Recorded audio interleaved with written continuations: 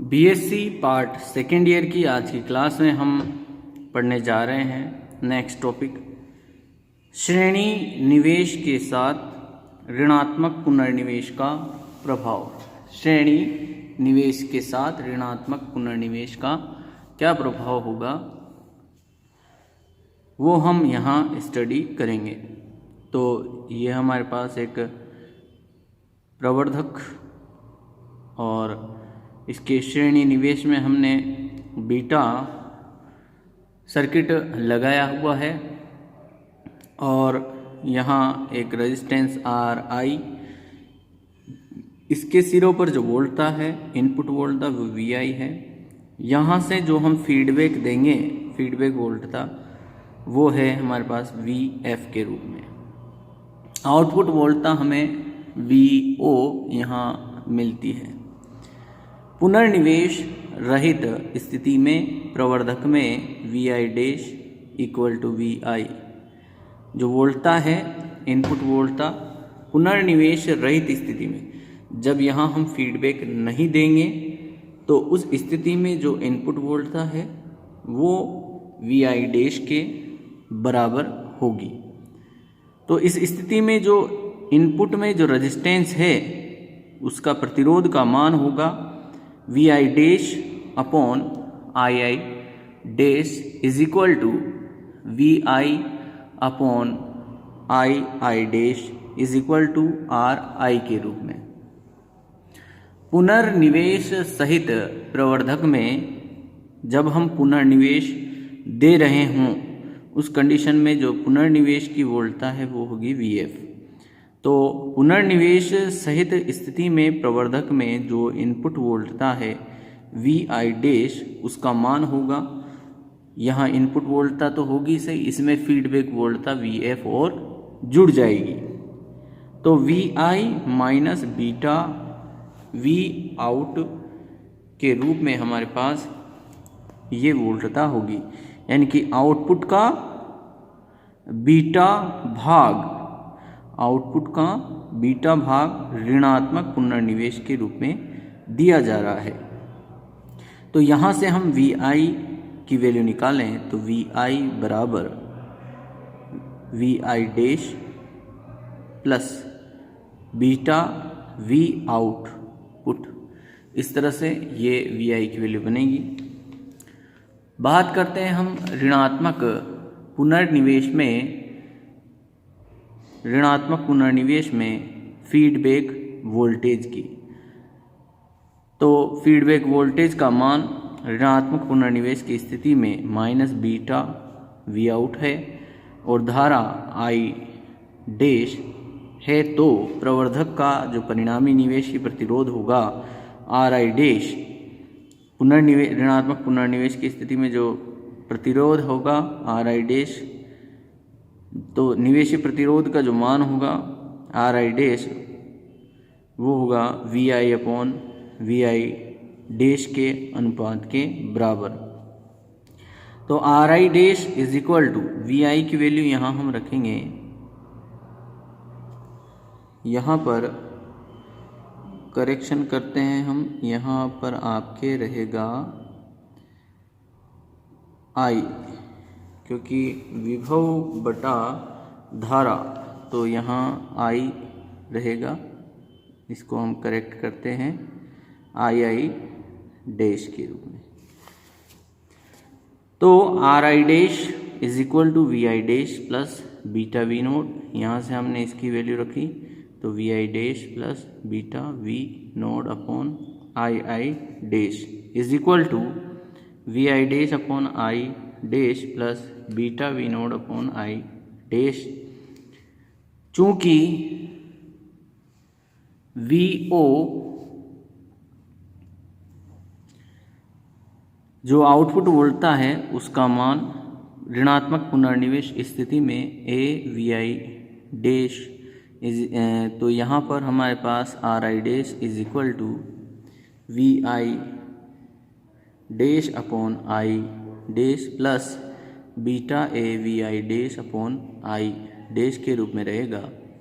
तो V I dash upon R I dash को हम आर आई के रूप में लिख सकते हैं और V I dash upon R I, I dash को हम आर आई के रूप में यहाँ भी लिख रहे हैं। तो देखिए यहाँ पर भी आर आई है, यहाँ पर भी आर आई है इनपुट रेजिस्टेंस। तो यहाँ से आर आई को हम कॉमन लेंगे तो 1 प्लस बीटा ए यहाँ पर हमारे पास बनता है।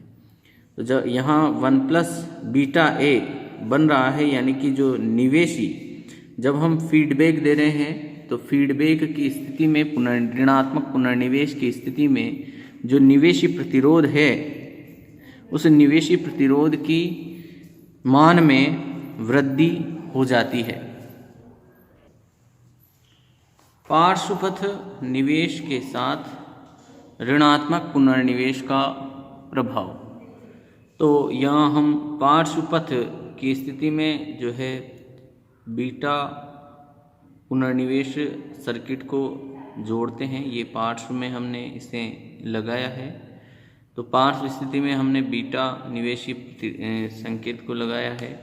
इसमें बाह्य संकेत स्रोत धारा स्रोत के रूप में लिया गया है तथा पुनर्निवेश भी धारा के द्वारा लिया गया है। पुनर्निवेश रहित प्रवर्धक के लिए पुनर्निवेश रहित जो प्रवर्धक है, यहाँ हम जब फीडबैक नहीं दे रहे हैं तो पुनर्निवेश रहित स्थिति में जो प्रवर्धक के लिए जो धारा है वो धारा आई का मान धारा आई डैश के बराबर ही रहेगा पुनर्निवेश रहित स्थिति में।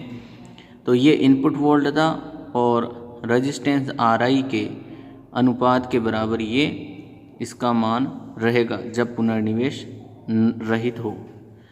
ऋणात्मक पार्श्वपथ पुनर्निवेश होने पर, जब हम इस ऋणात्मक पार्श्वपथ पुनर्निवेश को भी इसके साथ कनेक्ट करेंगे और फीडबैक देंगे तो उस स्थिति में जो धारा होगी, इनपुट धारा, वो हो गया आपके आई dash plus I F, I dash और आई एफ के योग के बराबर होगी। अब यदि परिणामी निवेश प्रतिरोध आर आई डैश है तो R I dash is equal to V I dash upon I I, और आर आई की जो वैल्यू होगी, ये तो हो गया हमारे पास फीडबैक की स्थिति में, और बिना फीडबैक के जो रेजिस्टेंस है वो है हमारे पास V I dash upon I I dash. अब हम बात करते हैं फीडबैक वोल्टता के परिमाणात्मक मान की। तो V F is equal to beta V node, यानी कि आउटपुट भाग का बीटा अंश फीडबैक वोल्टता के रूप में हम देंगे। तो वी ओ, जो वी आउटपुट वोल्टता है उसका मान हम ले रहे हैं, उसका मान कितना होगा, ए वी आई डैश के रूप में होता है। तो इसका मान, पूरा मान क्या बनेगा, A beta V I dash. अब जो फीडबैक धारा है, फीडबैक धारा इज इक्वल टू फीडबैक वोल्टता upon input resistance is equal to A beta V I dash upon R I. यहाँ हमने वैल्यू रखी आई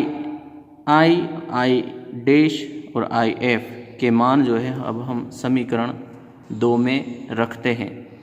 तो हमारे पास जो है इक्वेशन इस तरह से बनती है, और वी आई से वी आई डैश दोनों तरफ कैंसिल हो जाएंगे, तो 1 upon R I dash is equal to 1 upon R I plus 1 plus A beta. तो यहाँ से आर आई डैश की वैल्यू निकलेगी R I upon 1 plus A beta के रूप में। अब देखिए, ऋणात्मक पुनर्निवेश की स्थिति में यदि हम इस भाग को बढ़ाएंगे, ऋणात्मक पुनर्निवेश की स्थिति में यह भाग बढ़ेगा, तो ये भाग बढ़ेगा तो आर आई डैश जो इनपुट रेजिस्टेंस है उसकी वैल्यू घटेगी, यानी कि आर आई डैश की वैल्यू कम होगी आर आई की तुलना में।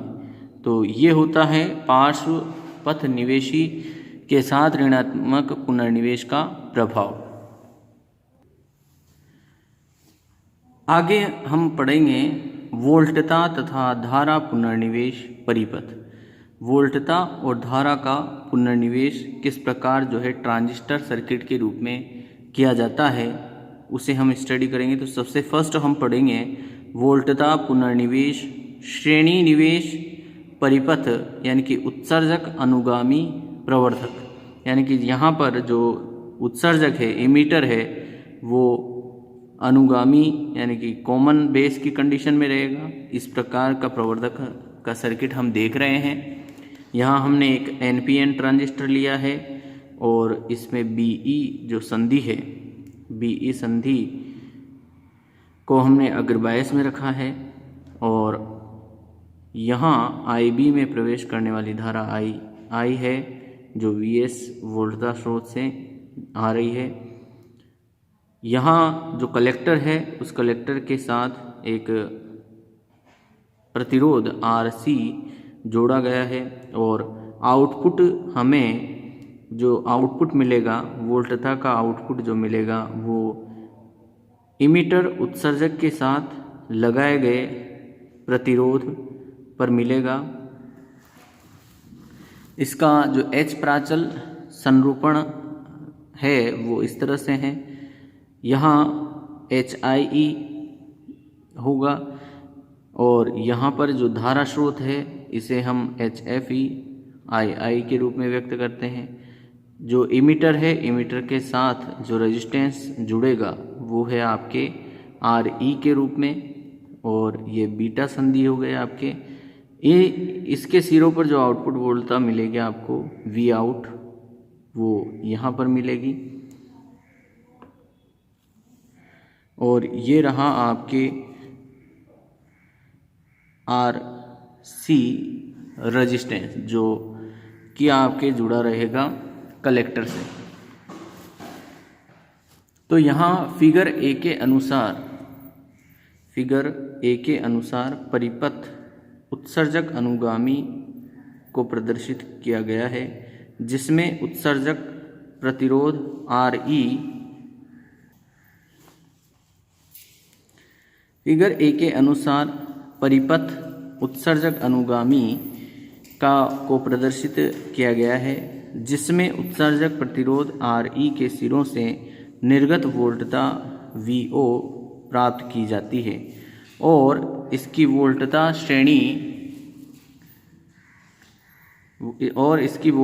श्रेणी पुनर्निवेश द्वारा ट्रांजिस्टर के आधार पर संकेत वोल्टता के साथ निवेश कर दिया जाता है। वोल्टता पुनर्निवेश सिद्धांत का उपयोग करते हुए इसकी वोल्टता लब्धि, निवेश प्रतिरोध तथा निर्गम प्रतिरोध ज्ञात करते हैं। इस उभयनिष्ठ उत्सर्जक विन्यास प्रवर्धक का जो H प्राचल तुल्य परिपथ है वो प्रदर्शित किया गया है। पुनर्निवेश रहित परिपथ की वोल्टता लब्धि ज्ञात करने के लिए निवेशी परिपथ में ट्रांजिस्टर के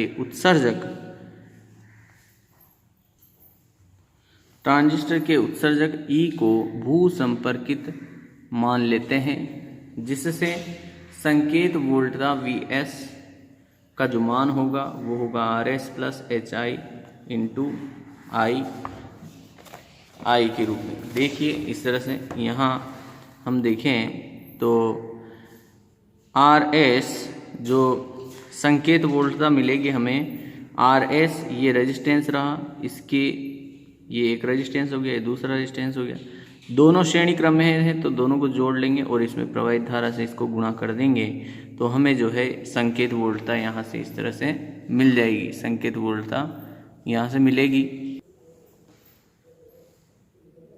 संकेत वोल्टता Vs is equal to RS plus HI ये इक्वेशन फर्स्ट। निर्गत वोल्टता Vout is equal to HFE II RE ये इक्वेशन नंबर 2। समीकरण 1 व 2 से V आउटपुट जो वोल्टता है वो HFE RE Vs upon RS plus HIE के रूप में हमें मिलती है।